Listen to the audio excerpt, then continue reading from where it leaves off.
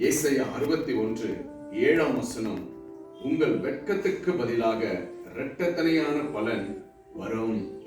பிரியமான அன்பு தேவ ஜனமே, உங்க வாழ்க்கையிலும் உங்க குடும்பத்திலையும் உங்க உறவுலையும் உங்களுடைய எல்லா சூழ்நிலைகளும் அநேக இடத்துல நீங்க வெட்கப்பட்டு இருக்கலாம். ஐயோ, நான் எந்த இடத்துல நான் வெட்கப்பட்டு இருக்க கூடாது அப்படி என்று சொல்லி நீங்க அநேக வெட்கத்தங்களை நினைச்சு வேதனைப்பட்டு கண்ணீரோடு நீங்க ஒவ்வொரு நாளும் அதை மறக்க முடியாத சூழ்நிலை நீங்க வாழ்ந்துட்டு இருக்கலாம். ஆனா ஆண்டவராகிய இரட்சகர் இயேசு கிறிஸ்துவை நீங்கள் விசுவாசித்துக் கொண்டிருப்பீங்க. ஆண்டவர் உங்களை பார்த்து இன்று சொல்லக்கூடிய ஒரு வார்த்தை, உங்களுடைய வெட்கத்துக்கு பதிலாக இரட்டத்தனையான ஆசீர்வாதத்தையும் உங்களுக்கு நான் கொடுப்பேன் என்று கர்த்தர் உங்களை பார்த்து சொல்லுகிறவராக இருக்கிறார். சோர்ந்து போகாதீங்க, கலங்காதீங்க.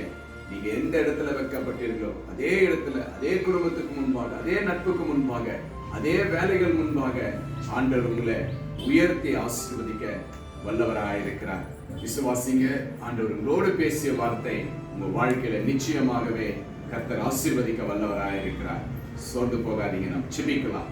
இல்லை நேசிக்கிற பரலோக பிதாவே, இசப்பா, இதோ உங்களுடைய பிள்ளைகள் எந்த இடத்துல எல்லாம் வெட்கப்பட்டு போயிருக்கிறார்களோ, குடும்பத்துல ஆண்டவரை வெட்கம், நட்பு இடத்துல வெட்கம், வேலையில வெட்கம், என் உறவே என்ன வெட்கப்படுத்திட்டாங்க ஆண்டவரே, என்னால தலை நிமர முடியல, நான் கவலையோடு இருக்கிறேன், கண்ணீரோடு இருக்கிற ஆண்டவரே, எல்லா மற்றிலும் நான் உங்களை விசுவாசிக்கிற ஆண்டவரே, என்னுடைய தலையை நிமர செய்யுங்க என்று இப்பொழுது உங்களுடைய பிள்ளைகள் யாரெல்லாம் ஆண்டவரே கண்ணீரோடு இருக்கிறார்களோ, இப்பொழுது உங்களுடைய பிள்ளைகளுக்கு நீங்க கொடுத்த இந்த வாக்குத்தத்தம், வெட்கத்துக்கு பதிலாக இரட்டத்தனையான ஆசீர்வாதம் இயேசுவின் நாமத்தினால் இப்பொழுது பிள்ளைகள் சந்தோஷத்தை காணட்டும் ஆண்டவரே.